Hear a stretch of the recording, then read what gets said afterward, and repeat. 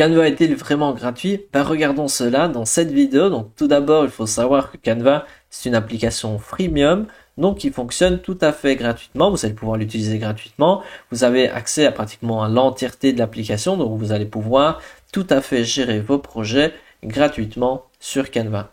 Néanmoins, il y a certaines limitations. Et donc, si vous voulez avoir accès à l'entièreté de l'outil, il faudra passer une version payante et celle-ci s'appelle Canva Pro ou en équipe si vous êtes plusieurs. À noter que si vous êtes enseignant, là, tant pour les enseignants, pour les élèves, de la maternelle au secondaire, Canva est gratuit. Par contre, pour l'enseignement supérieur, c'est un petit peu différent. Si on revient chez les particuliers ou les équipes, l'abonnement est un peu un tarif un peu différent si c'est mensuel ou annuel. Maintenant, on va regarder un petit peu sur Canva avec un compte gratuit. Qu'est-ce que l'on peut faire et quels sont les 3 grands défauts de la version gratuite. Et avant de vous montrer ceci, moi, mon but n'est pas de vous dire c'est mieux la version payante ou gratuite. C'est à vous de voir et je vais vous présenter un petit peu mes différentes réflexions et ainsi vous ferez votre propre avis. Donc ici, je suis sur Canva et imaginons je crée un document au format présentation. Et on peut voir donc qu'on peut tout à fait utiliser Canva gratuitement. Et ici, je pourrais choisir dans la section à gauche Design, je choisis un modèle ici et je vais cliquer Appliquer aux 10 pages et on va pouvoir utiliser vraiment Canva et tous ses points forts comme la section ici Design avec tout un tas de modèles que l'on peut utiliser ou même l'accès ici dans Éléments à tout un tas de ressources comme par exemple des photos. Je peux en prendre une et hop, la placer là. Ou je pourrais prendre, imaginons, je pourrais ajouter un tableau ou un graphique, même une vidéo. Ici, imaginons, j'ajoute une vidéo là.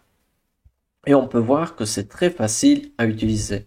Le premier défaut, c'est justement que ces ressources, donc dans les modèles que l'on peut utiliser ou ici les éléments, les différentes ressources, le fait d'avoir la version gratuite est parfois limitant car on n'a pas accès à toutes les ressources, mais sincèrement de manière générale, vous avez quand même plus qu'assez avec la version gratuite. C'est juste tout ce qui touche un peu à la vidéo, par exemple des vidéos en tant que telles ou des audios, des musiques.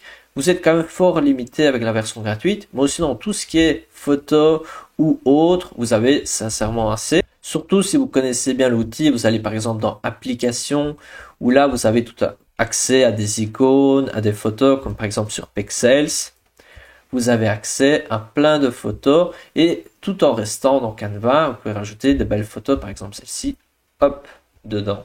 Et donc ça c'est le premier défaut, mais de manière générale, comme par exemple dans la section Design, vous en avez plusieurs qu'une petite couronne, donc uniquement accessible avec Canva Pro, mais vous en avez tellement que vous en avez tout à fait assez, même avec la version gratuite. C'est vraiment les gros utilisateurs qui sont limités sur ce point. Passons maintenant au deuxième défaut avec la version gratuite. Imaginons ici, je suis passé sur la deuxième page.